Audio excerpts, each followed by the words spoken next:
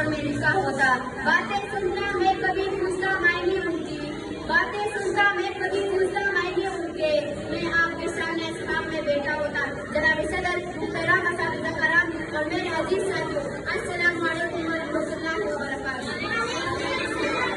آج کی اس عظیم شان اور پروقار تقریب میں مجھے جس موضوع پر نقشائی کا موقع ملا ہے اس کا عنوان ہے سیرت النبی صلی اللہ علیہ وسلم.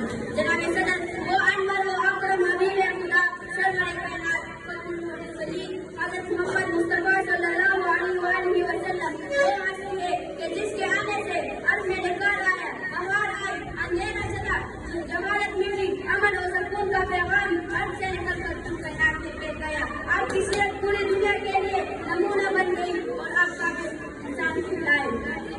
وہ شمع اجالا جس نے کیا 40 برس استغفاروں میں, وہ شمع اجالا جس نے کیا 40 برس استغفاروں میں, ایک روز چمکنے والے کی دنیا کے درباروں میں. سبیل وقار اس کائنات میں میری پیار نبی حضرت محمد صلی اللہ علیہ وسلم کی حیثیت بے مثال افطار کو خوشا کی ہے, جو غالب ناز سے طلوع ہوا اور پورے کائنات پر چھا گیا.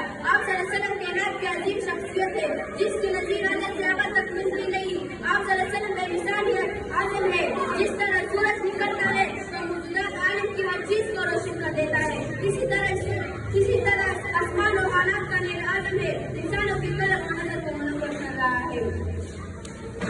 جناب صدر حضرت محمد صلی اللہ علیہ وسلم نے کفر کی تاریخوں کو نور سعادت میں تبدیل کیا, جہالت کے اندھیروں کو ختم کر کے دلوں کو ایمان کی روشنی سے منور کیا. آپ صلی اللہ علیہ وسلم نے اپنے اخلاق کی حسن کی دولت سے ترقی انسانیت کی غمخواری کی. وہ اپنی ہستیوں اور اپنی دشمنوں کو پتھر کے جواب میں محبت اور ہمدردی کا گلدستہ پیش کیا.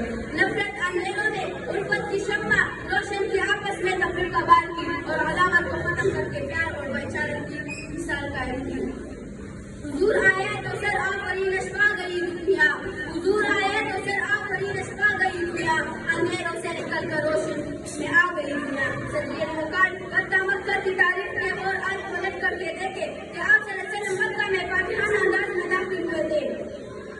صحابہ کرام کا 10,000 لشکر آپ صلی اللہ علیہ وسلم کے ہمراہ ہے. صحابہ کرام اعلان کرتے کہ آج بدر کا دن ہے, آج دوست انتقام کو سجدہ کرنے کا دن ہے, آج گزشتہ مسالم کی زخموں پر مرہم رکھنے کا دن ہے, آج ہم اپنے دشمنوں کی کاپیوں کو